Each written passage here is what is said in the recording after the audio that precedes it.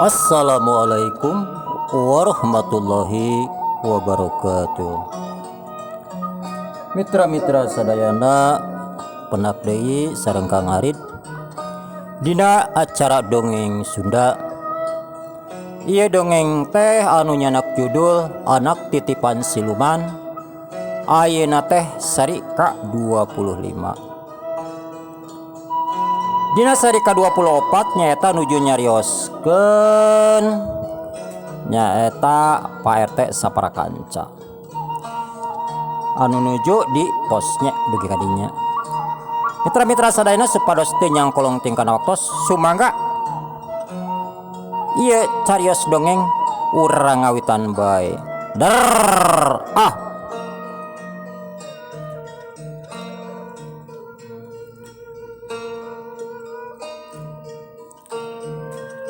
Hari-harita di imahna Mang Komod keur ngobrol we. Mang Komod keur ngobrol jeung Mang Uhi. Da ngahaja basa tadi beurang Mang Komod disusulan nyaeta di titah mondok di imahna. Lainna naon aya piobroleun anu kacida pentingna. Harita ge Mang Komod jeung Mang Uhi keur sila we di tengah imah. Pok Mang Komod ngamimitian nyarita. Lain Mang, kuring teh ngahaja nehang Mamang.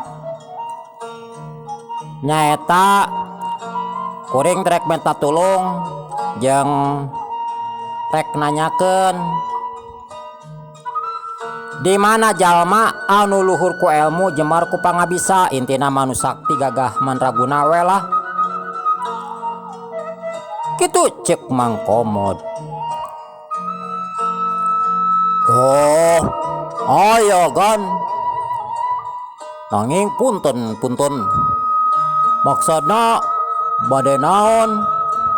Naroskeun eta jalmi anu gagah sakti teh nah bade miwarangan maehan deui si komen atanapi kumaha kitu cek Mang Uhi.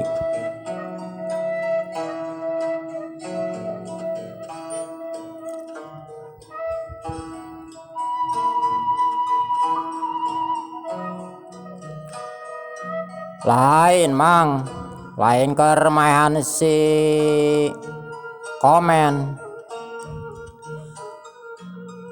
Justru kuring teh hayang tarung jeung si komen, tapi kuring teh hayang guguru heula ilmu tina ilmu silat. Pokona mah jeung pangarti atawa pangabisa nu sejenna. Kuring hayang tarung jeung si komen, ayeuna mah geus teu hayang ngandalkeun batur. Kitu cek Mang Komod. Oh, kitu juragan. Atuh ari perkawis kitu ba atos we ka guruna Ki Darga nyaeta Aki Waru. Da cacak-cacak Ki Darga dina pangartina ngan satai kukuna tos kasebat gagah ai kanggo di lingkungan urang mah. Mangga ku abdi dijajab pada iraha kitu cek Mang Uhi. Mang Uhi nyanggupan rek nganter Mang Komod. Ya urang isukan we Mang, tong dilila-lila deui. Kuring geus araratel yeuh leungeun. Hayang geurang ngojoran si komen. Dari ku ayeuna mah moal mungkin kuring bisa ngalawan. Pancek Mamang ge geus jelas-jelas si komen ayeuna dina tingkat pangartina geus sakitu gagahna. Pan Mamang jeung Ki Darga ge keok komo kuring Kitu cek Mang Komod. Oh, mangga kan, mangga. Kitu cek Mang Uhi. Mang Uhi nyanggupan rek nganter nyaeta ka Akiwaru guruna Kidarga.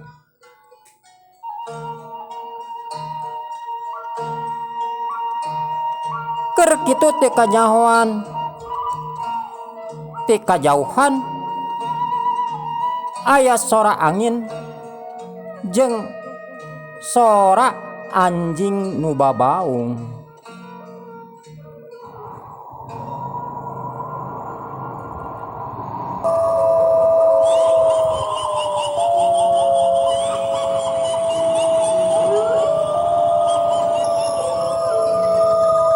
Sorana mata keung.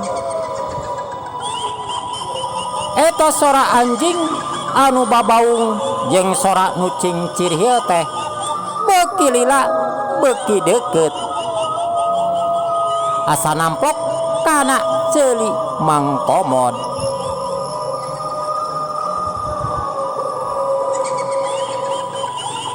Atuh Mang Komod jeung Mang Uhi meni ngarenjag. Aduh Mang, aduh eta sora angin jeung sora anjing meni babaung rek aya naonnya. Kitu cek Mang Komod. Bulu pundukna sarengkat. Kituna teh bari semua nu ngagibrig awakna siga nu lilinieun. Oh, mohon gan bade aya naon nya. Kitu cek Mang Uhi. Mang Uhi ge sarua bulu pundukna sarengkat kesang baseuh mimiti ngorolok. Keur kitu selengseng kambe bau kembang koneng, nyaeta kembang koneng anu sok aya di kuburan. Sorana maneka ameu pisan asa dina irung. Geus kitu selengseng deui bau kembang malati. Atuh Mang Komod jeung Mang Uhi ngayek-yek. Langit eta bau kembang selengseng bau bangke. Napikeun ka Mang Uhi jeung Mang Komod ohek-ohekan bari nutup irungna sabab bauna lain di kieuna. Keur kitu cirihil deui.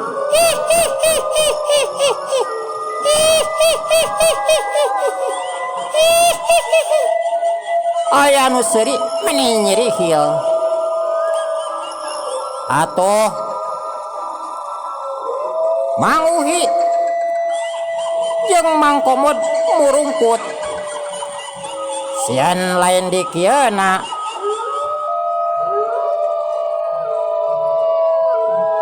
Ngadenge eta sora-sora anu matak kukurayeun.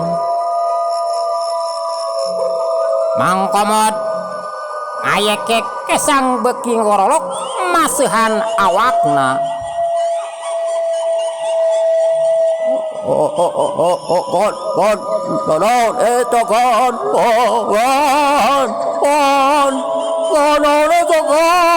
Kitu cek Mang Uhi bari ngarontok Mang Komod.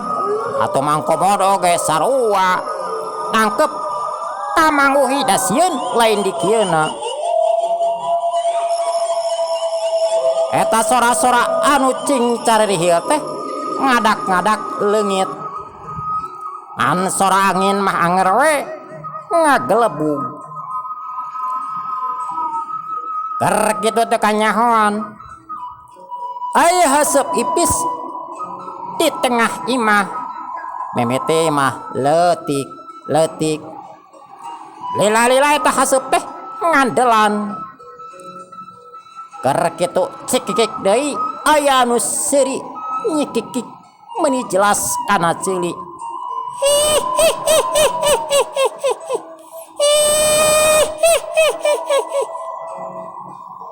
atuh goak Mang Komod ngagoak sak lain dikieuna bari kituna loncat nubruk Mang Uhi anu harita Mang Uhi keur colohok bengong atuh awak Mang Uhi katindihan ku awak Mang Komod sirah Mang Uhi ngajruk kana tihang imah nepi ka bunconor borobot bujur Mang Komod boborobotan siga anu benang seharna ketona teh Mang Uhi anu katinihan bari sirahna anu geus buncunur ngagoak keur kitu cikikik deui eta anu seuri teh nyekikik bari gageroan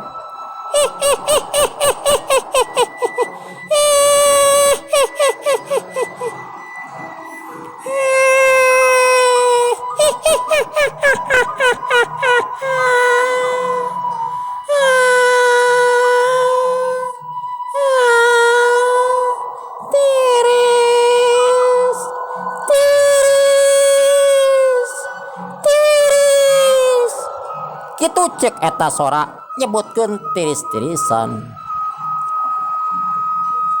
eta asep lila-lila ngandelan keur kitu teh kanyahoan belegbeg aya anu ngabelegbeg panonna bolotot siga anu rek kaluar mancorong gede letahna leo siga anu dicekek awakna tutung siga anu dipeleum keur kitu eta makhluk anu pikasieun teh nyarita sorana ngirung mata kukurayeun juragan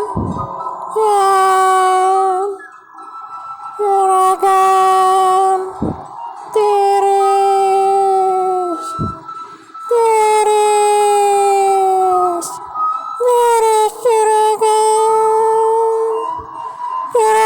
ngadieu tiris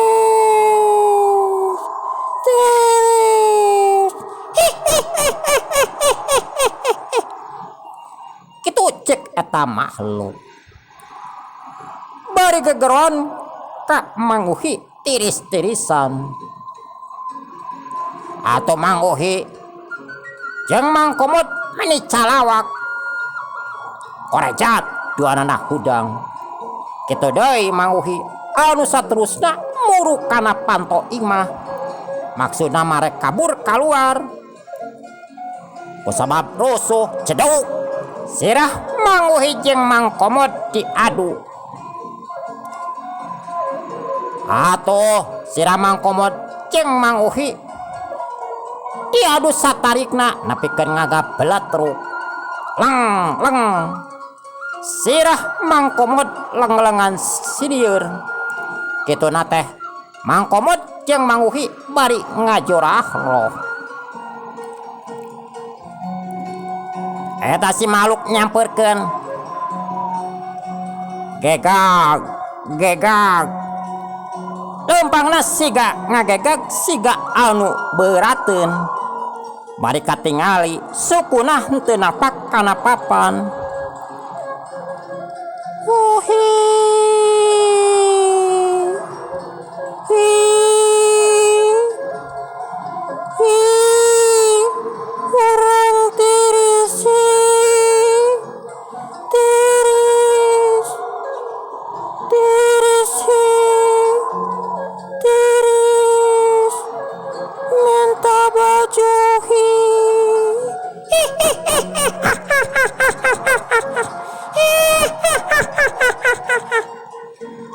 kitu cek eta makhluk atuh Mang Komod jeung Mang Uhi sak lain dikieuna korejat duanana nangtung deui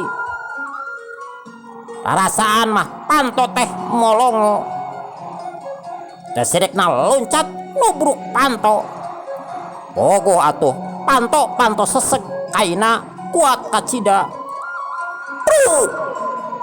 Mang Uhi jeung Mang Komod pabarengan engar tibatan rebah mah kalahkah sirah manehna anu diadu jeung tihang imah beledug pogoh we atuh tadi cikeneh pan sirahna Mang Komod jeung Mang Uhi diaradu ayeuna didagorkeun deui kana tihang satarikna. Panon Mang Uhi jeung Mang Komod ranyai teu puguh titinggalian anu akhirna mah karales Mang Uhi jeung Mang Komod kapaehan. Awakna duanana nyungkruk deket panto imah. Ari eta makhluk anu mangrupakeun kidarga leungit deui bareng jeung leungitna sora angin.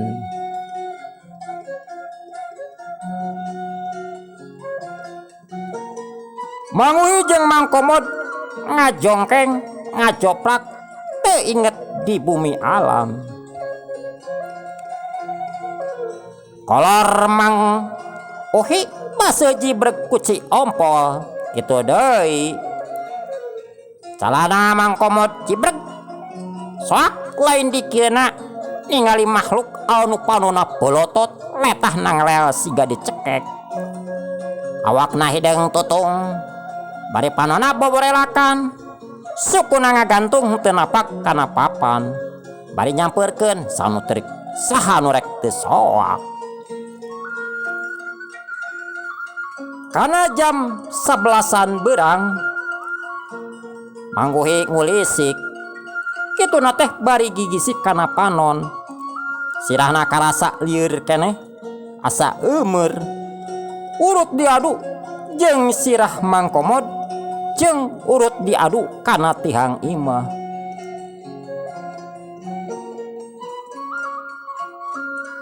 Tapi sanajan kitu Mang Komod maksakeun punten Mang Uhi maksakeun hudang kituna teh bari gigisik kana panonna.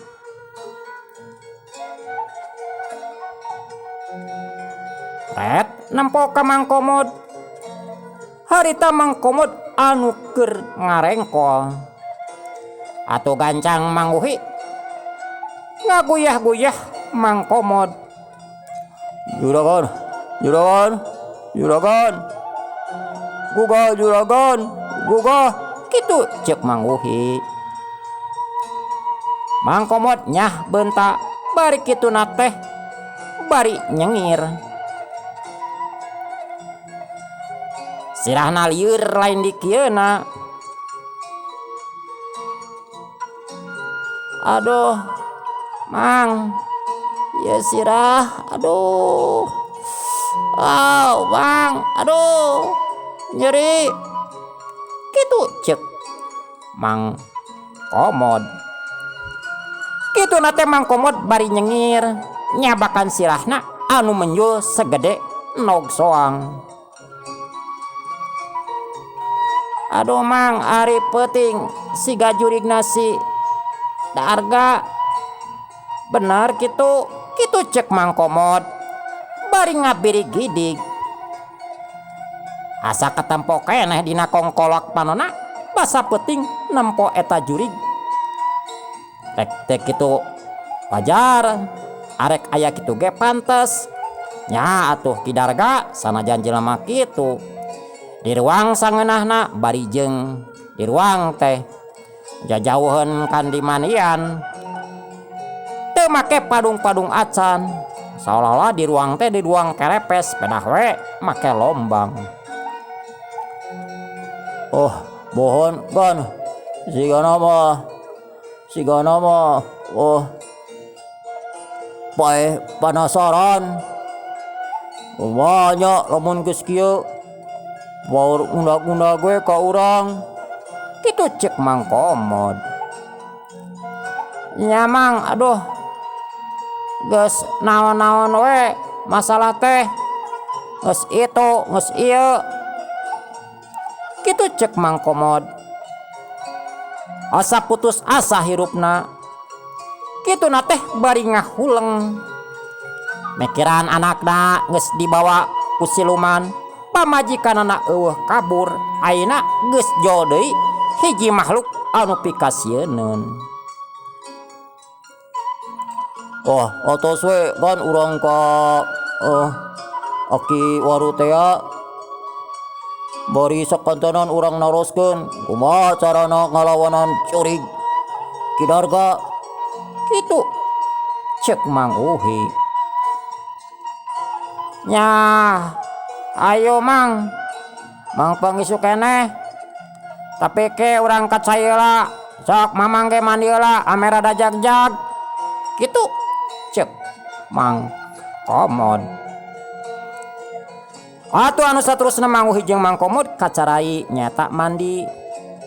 Mandina ge gura-giru. Keun we cenah Mang masalah barang tuang mah urang kewek neangan di warung. Ayeuna mah gancang urang ini ti ieu imah. Atuh anu saterusna Mang Komod jeung Mang Uhi tuluy arindit rek nuju kateun aki waru teh. Sanggeus nangon Cipanto bari Mang Komod mawa baju keur salin bisi ulah bisi lila di dituna jeung mawa duit mawa beas intina mah mawa bekal keur engke manehna salila guguru di aki waru.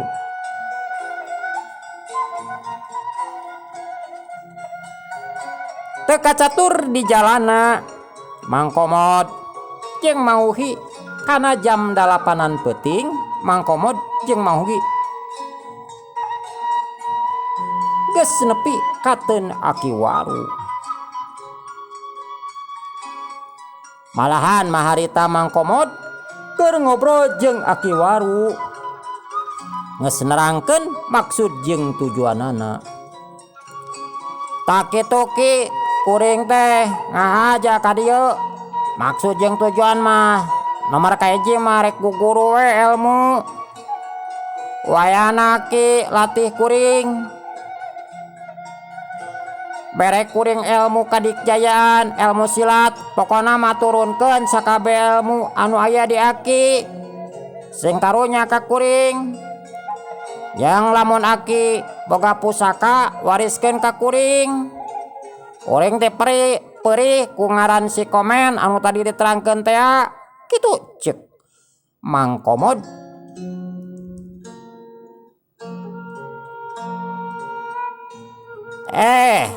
Kan ari masalah eta mah gampang Mod. Gampang. Anu penting mah modal siapkeun nyaeta keur mibanda ilmu boh silatna boh ilmu kadikjayanana. Masalah ilmu mah aki ge moal ngoretkeun ngan wayahna bakal rada lila. Sabab ilmu anu bakal diturunkeun ti mimiti ajian sewu semu gunting, ajian Braja Musti, kabedasan, kawedukan, jeung pangabaran. Jeung akirek nurunkeun hiji ajian anu can pernah diturunkeun ka saha bae. Eta ajian pamungkas, ajian anu bener-bener dipupus ti ku aki teh nyaeta ajian halimunan. Eta ilmu salila aki tarung jeung jago-jago di mana bae can pernah aya nu ngelehkeun, can pernah aya tandingna. Sabab lamun eta ajian diwatek moal bisa katempo ku musuh. Manari urang geus teu bisa katempo ku musuh mah gampang hayang kumaha-kumaha ge.